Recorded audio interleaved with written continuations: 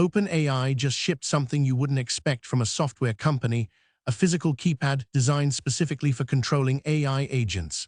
Not a gaming peripheral, not a novelty, a serious tool for giving humans hands-on control over what their AI assistants are doing, moment by moment. This move tells us something crucial. The future of AI isn't going to be voice commands and text prompts alone. It's going to be tactile. It's going to be physical. And OpenAI is betting big that users want direct control, real buttons you can press when you need precision. Think of it like the difference between steering a car with voice commands versus holding an actual steering wheel. The wheel wins every time when you need to act fast. Here's the thing nobody's talking about yet.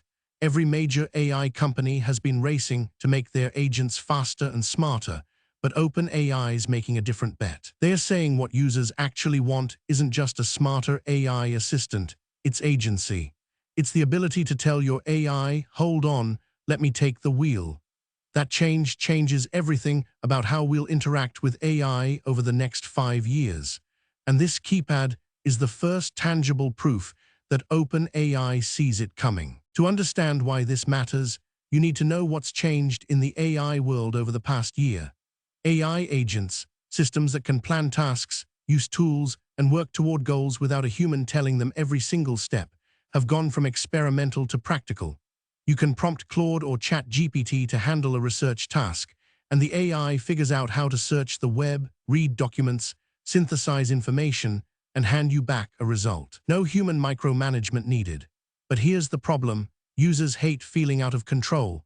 When your AI agent is handling something important, answering customer emails, processing transactions, managing workflows, you can't just trust it blindly. You need to watch it.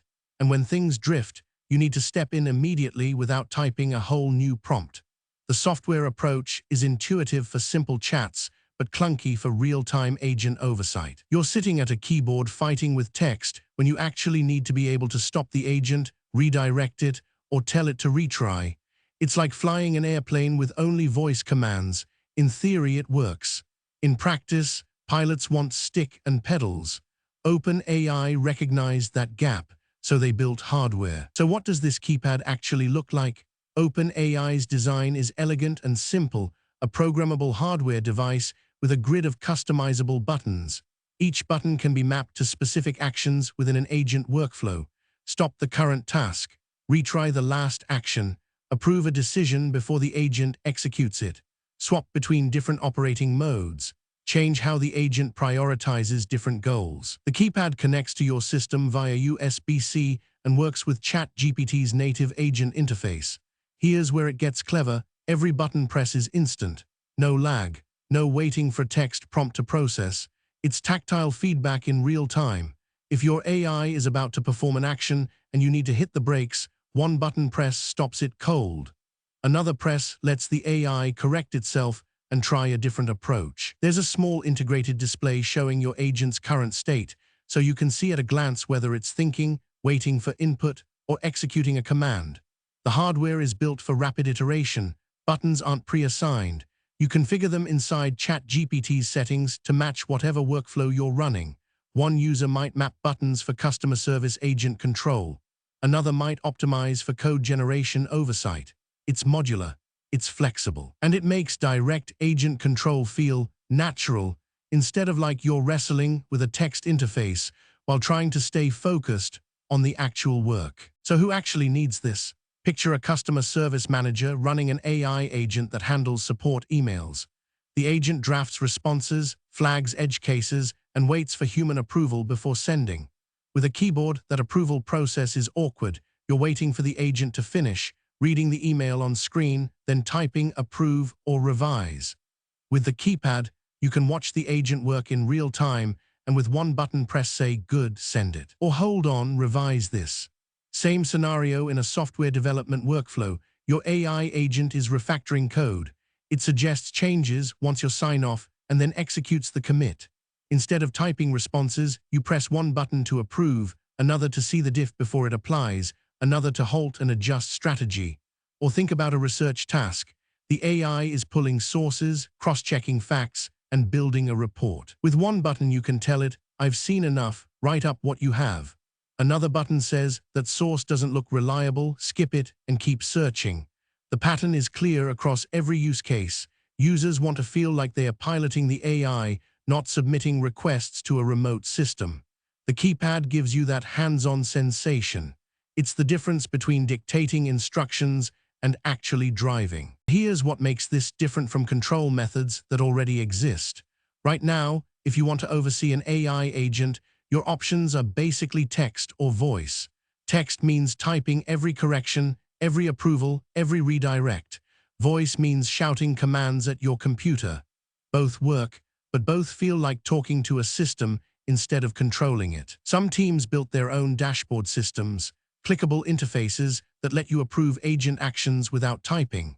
Those work better, but they are company-specific, clunky, and they require a whole UI engineering team to build. OpenAI's Keypad is the first mainstream hardware solution designed from the ground up for agent oversight, and it's immediately available. Another comparison point is gaming controllers and professional input devices. Gamers have known for decades that hardware tactile feedback matters. Pilots use physical controls, surgeons use haptic feedback systems, but AI control has been text or voice only. OpenAI's saying that paradigm is outdated. The keypad brings the proven power of physical controls to AI agent management. The financial angle is interesting too. A single keypad costs less than a day of employee wages, but it could save hours per day for power users running critical AI workflows. For some companies, this pays for itself in reduced errors and faster decision cycles. It's positioning hardware-based AI control as a productivity tool, not a luxury. This keypad signals a bigger change that's about to ripple through the entire AI industry. For months, the narrative was all about raw AI power, faster models, more parameters, smarter reasoning, and that's still important. But this hardware move says something different. Human-AI collaboration is becoming serious infrastructure. When OpenAI invests engineering resources into making a physical control device, that's a statement. It says the future isn't AI replaces humans, or even humans and AI work separately. It's humans and AI operating as a tightly integrated team where the human maintains real-time control and decision authority. Other companies are watching. Microsoft, Google, Anthropic. They'll need to respond. Within a year, expect to see competing keypads, control hardware from other providers, and integration into existing workflow tools. This isn't just about ChatGPT, this is about establishing user trust at scale. Some users have been hesitant about AI agents because they feel out of control. A physical keypad that puts you back in the driver's seat changes that psychology. It changes everything. You're not relying on an AI to do something. You're working with an AI and you're running the show. From a regulatory perspective, this matters too. Governments are asking, how do we ensure humans remain in control of powerful AI systems? OpenAI's answer: give them literally physical control. Give them buttons they can press. That becomes a selling point in markets where regulators are nervous. Getting started with OpenAI's Keypad is straightforward. You unbox it, plug it into any Mac or Windows machine via USB-C, and open ChatGPT. The app detects it automatically and walks you through button mapping. You decide what each button does. Most users follow one of the preset templates: customer service, code review, research assistant, content creation, and then customize from there. The keypad has 16 buttons, a small display panel showing agent status, and minimal latency. The layout is ergonomic for one-handed operation, so you can control your agent while keeping your other hand free for traditional input if needed. Each button can be set to a primary action or a chained action. Press once to approve, press twice to request a revision with specific context. The display is crucial. It shows your agent's current thinking state, the action about to execute, whether it's waiting for input. You can glance down and know instantly what's happening without leaving your text editor or browser window. There's also a history view on your main screen that lets you rewind to earlier agent states if you need to debug where something went wrong. Advanced users can customize via an API, creating workflows that respond to multiple key presses, toggle modes, or trigger complex multi-step actions. But for most users, it's plug and play. The learning curve is about 5 minutes. After that, It becomes muscle memory. Here's what this means if you're paying attention to where AI is heading. The next wave of AI adoption is going to be defined not by raw capability, but by control and trust. Companies that make their AI systems feel like they are under your command, not mysterious black boxes processing your requests, will win. OpenAI gets that. They're betting that users, once they feel real control via physical hardware, will integrate AI into mission-critical workflows. That expands the market from casual chatbot users to enterprises where stakes are high and control is everything. For individual users, the keypad is optional but valuable if you're running personal AI workflows, research, content creation, code review. For teams, it becomes a standard tool, like a second keyboard or monitor. And it sets a precedent. AI manufacturers should be thinking about hardware solutions for human oversight, not just smarter software. The broader implication is clear. We're not moving toward a world where AI works alone. We're moving toward a world where AI and humans operate as a team and humans have the controls. If you're building workflows around AI agents, this keypad is worth testing. If you're worried about AI getting too autonomous, this is the answer. Tangible human control, always. Follow for daily AI news and you'll see what comes next.